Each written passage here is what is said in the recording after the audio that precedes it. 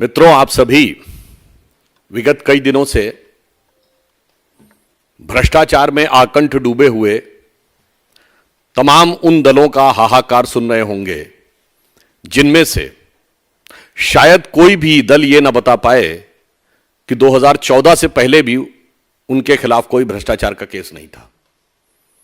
ये सब हैं जो पिछले 20, 25, 30 वर्षों से कभी ना कभी किसी न किसी रूप में भ्रष्टाचार में आबद्ध रह चुके हैं, एक पार्टी को छोड़ के, क्योंकि वो तो 2013 से पहले थी नहीं। तो नई नवेली पार्टी से लेके पुरानी धुरानी पार्टी तक ये सारे के सारे मौसेरे भाई आपस में मिलकर अपने अपने परिवार को बचाने और भ्रष्टाचार को छुपाने के लिए जनता के बीच में निरंतर भ्रम फैलाने का प्रयास कर रहे हैं।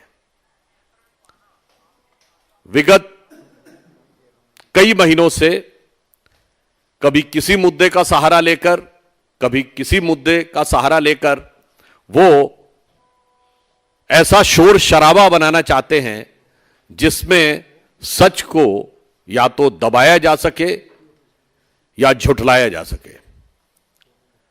परंतु जो जो भिन्न भिन्न स्तरों पर जांच की प्रक्रियाएं आगे बढ़ रही हैं और भिन्न भिन्न जगहों पर मीडिया के माध्यम से पब्लिक डोमेन में जानकारियां आ रही हैं, तो उसके साथ उन लोगों के ये सारे दावे खोखले साबित होते जा रहे हैं और भ्रष्टाचार का कठोर यथार्थ जनता के सामने आ रहा है। इसी शोर शराबे में कई बार दिल्ली को शराब में डुबो देने वाले लोग बच के निकलने का प्रयास कर रहे हैं, मगर हम विषय को डाइवर्ट नहीं होने देना चाहते, इसलिए हम उस विषय के ऊपर पुनः जनता का ध्यान आकृष्ट करना चाहते हैं, यानी उसका फोकस बना के रखना चाहते हैं। अब पिछले 1-2 दिन में जो जानकारियां आई हैं, जो पब्लिक डोमेन में आई हैं कि पूछताछ के दौरान स्वयं दिल्ली सरकार के पदों पर बैठे हुए लोग इस शराब के घोटाले में सक्रिय भूमिका निभा रहे लोग और मनीष सिसोदिया जी के जो सचिव रहे हुए लोग, उन सब के संदर्भ से जो तथ्य सामने आए हैं वो उन चीजों को अब पुख्ता कर रहे हैं जिसे वो लोग सिर्फ आरोप सिद्ध करने का प्रयास कर रहे थे। उदाहरण के लिए कि जो टेक्निकल कमेटी थी उसने यह संस्तुति की थी कि होलसेल यानी थोक विक्रय का अधिकार सिर्फ सरकार के पास रहेगा, यह प्राइवेट को नहीं दिया जाएगा। दूसरा, जो प्राइवेट को यानी रिटेलर जो दिया जाएगा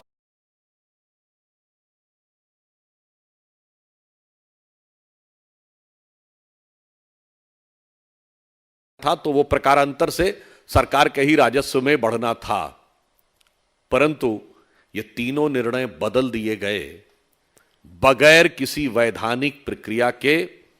और अब यह समाचार आए हैं कि जब 2021 में मार्च के महीने के मध्य में यह निर्णय बदले गए तो यह निर्णय श्री अरविंद केजरीवाल जी के घर पर हुआ और उसमें दिल्ली सरकार के पूर्व मंत्री सत्येंद्र जैन जी भी उपस्थित थे। यानी अब जिसे वो आरोप कह रहे थे, न सिर्फ वो तथ्यों के साथ पुख्ता होता नजर आ रहा है, बल्कि साथ ही यह भी आ रहा है कि यह सारी की सारी जानकारी मुख्यमंत्री, दिल्ली के मुख्यमंत्री श्री अरविंद केजरीवाल जी की संज्ञान में ही नहीं थी, बल्कि उन्हीं के स्थान पर यह हो रहा था। तो अब किसी भी प्रकार के बचाव का स्कोप आम आदमी पार्टी के लोगों के पास दिखाई नहीं पड़ता है। और इतना ही नहीं, दिल्ली सरकार का जो आबकारी विभाग है उसने यह नोटिस दिया था कि 200 से अधिक जो लिकर शॉप्स हैं नॉन कन्फर्मिंग एरियाज में, वो इलीगल हैं, गलत हैं और वह कैंसिल हो सकती हैं।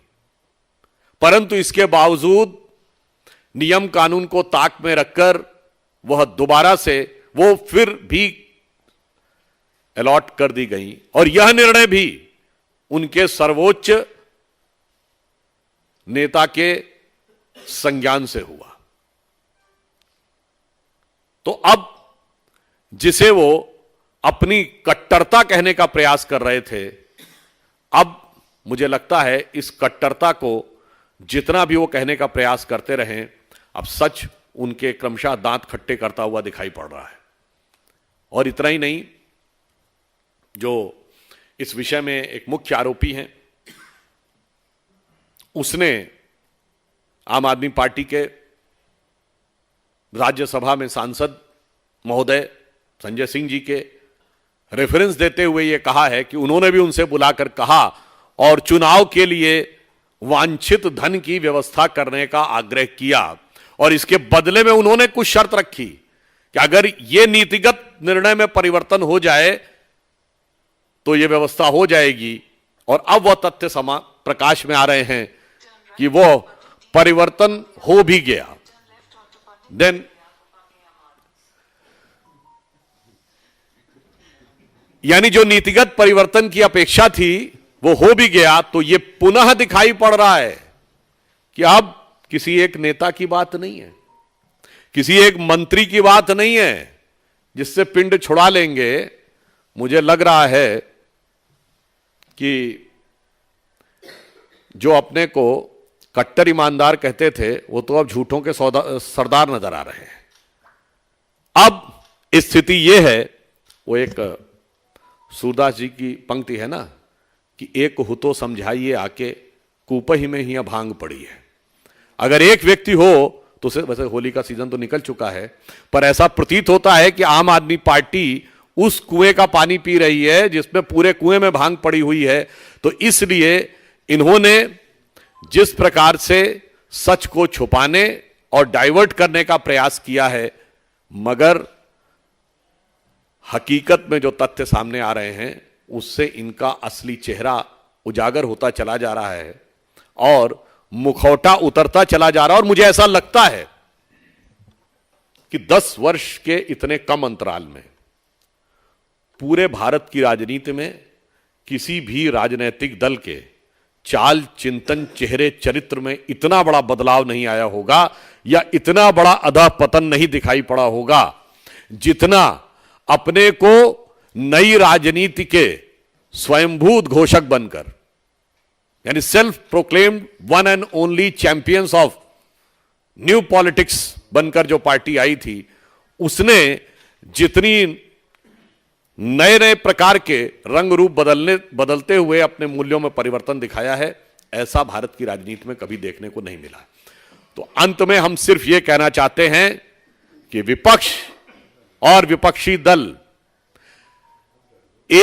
कभी किसी दूसरे मुद्दे का बहाना लेकर कितना भी डाइवर्ट करना चाहें, जनता उनसे सीधे सीधे उनके द्वारा किए गए भ्रष्टाचार का जवाब मांग रही है और दिल्ली की युवा पीढ़ी के साथ, उसके भविष्य के साथ किए गए खिलवाड़ का जवाब मांग रही है। धन्यवाद।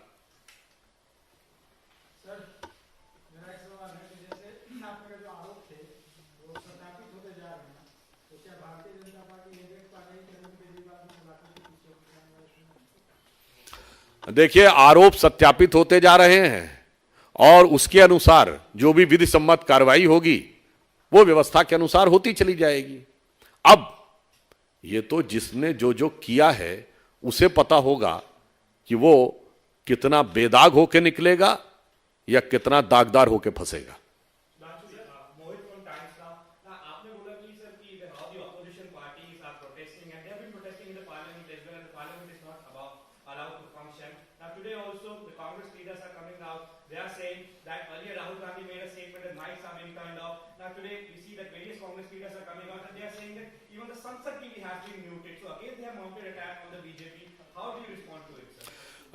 I just want to again re-emphasize that they are trying to divert the attention from the core issue of corruption.